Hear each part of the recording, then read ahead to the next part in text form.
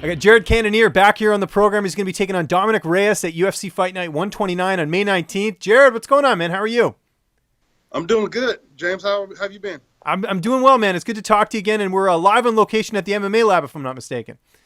Yes, sir. Yes, I am. Here we are at the beautiful MMA lab, the new location. We just moved at the beginning of the year, and yeah, we're here and we're busy getting ready for this fight. Absolutely. And how is it having the new gym finally built and ready and open? It must be pretty nice being down there now.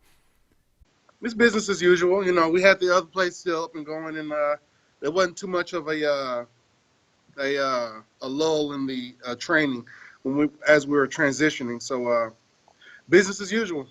And of course, your last fight I know didn't go your way against Jan Błachowicz, but you always learn more from a loss than a win. What did you sort of take away from that performance? That I have to just be busier. I have to be a smarter fighter from round one to the very end. Instead of just trying to beat a guy up, you know, I have to be more technical, more strategic in my approach, and just be a smarter fighter. That's it, you know. Being first, being aggressive, pushing the pace, and not getting taken down. For sure. And you're taking on Dominick Reyes, who's obviously got that undefeated record. How do you feel like you match up against him in this fight? I feel like I match up against anybody well, you know, because I feel I can fight anybody at any time. So he's a tall guy, you know. He's tall, long. I love.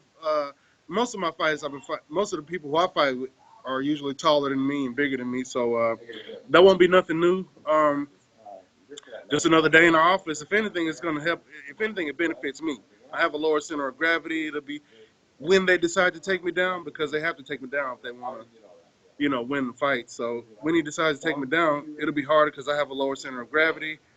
And, you know, I think it's easier to read taller people because it takes longer for their limbs to move and for them to generate the right power. So it's harder for those guys to be quick. I think it'll be easier to see those guys, see those shots coming. As far as the travel for this fight, do you have to sort of alter your weight cut at all, you know, heading into this matchup, or is it just business as usual? My weight is never an issue when it comes to making weight and cutting and stuff like that. I don't have to. I've never had to just, you know, cut a drastic amount of weight. Again, I'm not even a natural light heavyweight, especially now. I've just been losing weight like crazy. So Dominick Reyes will be in there essentially fighting the middleweight. Right. And I was going to ask you about that because I know in the past you've expressed interest in dropping to 185. Why haven't you? Is it just you like being at 205 as far as the weight class? Well, I don't, like I said, I'm not a big fan of cutting weight. I honestly think it's cheating. So I don't like to cut a lot of weight, you know, to try to give myself that advantage. Since I've been here at the lab, you know, getting this consistent work in, the fat has just been melting off. So in this next fight, you guys will definitely see a difference in my physique. You definitely say that, yeah, that guy has to go down the middleweight. And that's the plan. After this fight, I want to go down the middleweight, especially with summer coming up. You know, the sun's gonna keep melting the weight off, and I think it's gonna be an easy cut to middleweight. And who have been some of your main training partners at the lab that are helping you get ready for this fight? We have a bunch of guys that people don't know, so those are my secret weapons. Okay, fair enough. Wanna, You got a game plan and everything else you got to kind of keep under wraps, right? I appreciate that. Not necessarily. You know, I don't mind people knowing what I'm doing. It's a matter of whether you can stop them when it's time to go. But you know, no big names. I can't, you know, say, yeah, I've been training with this top 15 whoever from wherever. But I'm getting good work. You know, we have a real good team.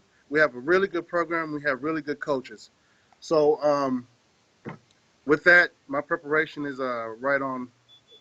Hey, coach, right on point. Who's going to be in your corner for this fight? Coach Eddie Cha. I don't have a lot of money, so I can't bring a bunch of coaches down. I can't, you know, pay for those tickets. These tickets are expensive. These tickets are damn near $2,000. I know, it's crazy. So I can't afford that, man.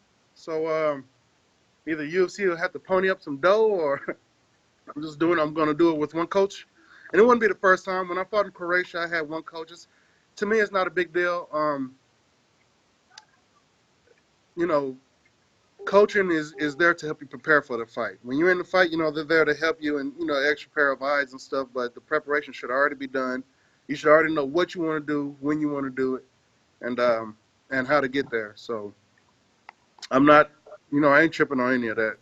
How do you see this fight playing out on May 19th? I'm gonna knock this guy out, man. I'm gonna put my hands on him, plain and simple. Usually I don't like to say I'm gonna do this, I'm gonna do that, but I'm gonna knock him out. Especially if he doesn't move backwards the way everybody does. Everybody who I fought, they move backwards, they stay away, they don't want to get hit. But it's the fight game. You better, make your peace with the fact that you're gonna get hit. And when you fight me, you're gonna get hit hard. So I don't know if you can prepare yourself for that, but if he wants to fight, he's gonna get knocked out. If he's gonna go away, if he's gonna keep away from me, then hopefully we don't have another situation that happened with Jan Błachowicz where they move away from you the whole damn time and then win it by points. So, but it's the game, you know what I'm saying? If you can win that way, win that way. But I'm here to fight, man. I'm not here to win on the cards or win fans or win favor with anybody. I'm a fighter. I'm here to fight, and that's what I'm gonna do. So let's do it. And you mentioned dropping a middleweight after this fight. Is there anyone you're eyeing in the division after this, or you'll just sort of take it and see it after this fight goes? Well, like I say, in every division, I will fight each and every one of them as long as they will pay. If anybody in particular, no. I mean, I don't have any. If I had qualms with somebody, then I'll start saying I want to fight that guy. But I ain't got no issues with these. These guys are my coworkers. We fight each other, but this is a part of the job. We're coworkers. A lot of guys come here with the mentality that that's my enemy, and that I gotta fight. I gotta have this angst or this animosity in me in order to fight. That's just stress, man. That's gonna hinder your fighting, if you ask me. But most people know how to harness that energy and turn it to the benefit. But I know what I'm here to do. So I don't need energy. I don't need a specific type of energy to help me do that. I just need energy, and I'm gonna turn any type of energy into the energy that I need to use to fight, to win.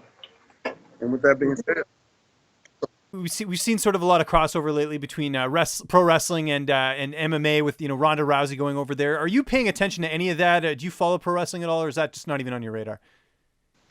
Man, when I matured into adulthood, I stopped watching wrestling.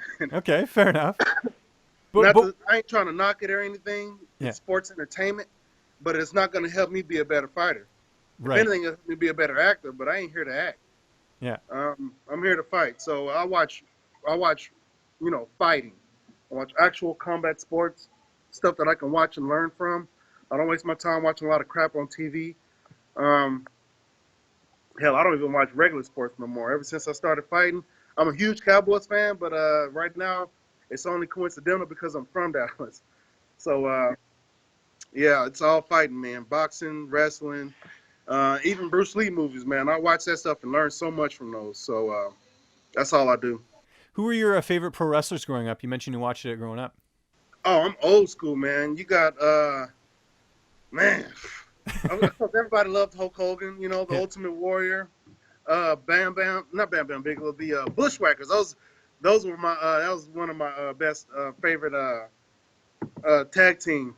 But it's so many. I mean, I'm from the old school where they had the monster trucks come on before WWF. Yeah. And they had the crossovers. You had the Undertaker and all that stuff, man. Stone Cold Steve Austin, he's my favorite. On top of being a Texan, the dude's just badass. So that's my favorite wrestler, Stone Cold Steve Austin. And then The Rock. And then, yeah, there's a lot of guys. Booker T was a cool guy. Excellent, man. Well, this is going to be a badass fight coming up here on May 19th. It's yourself and Dominick Reyes. Jared, thanks so much for the time, man. It's always good talking to you. Just to remind people where they can find you on social media. And if you got any sponsors or shout-outs, the floor is yours, man. All right, I'm on Twitter and Instagram at Killer Gorilla MMA. I'm on Facebook at The Killer Gorilla. Hit me up, give it a like, give it a follow. Don't expect much as far as me posting. I'm going to be straightforward and honest with y'all. My life is not on display on the social media. And, I got bigger and better things to do to be taking pictures of myself. So, not to knock it or anything, but my priorities lie elsewhere. On top of that, as far as sponsors go, I don't have sponsors, man. Nobody giving me money. Nobody giving me nothing. So As far as my sponsors, I would like to thank my training partners, because if anybody's working for free, it's those guys. So those guys show up, you know, they give me the work, listen to the coaches, and yeah, those guys are my sponsors. My wife and my children are my sponsors. Everybody else is getting paid.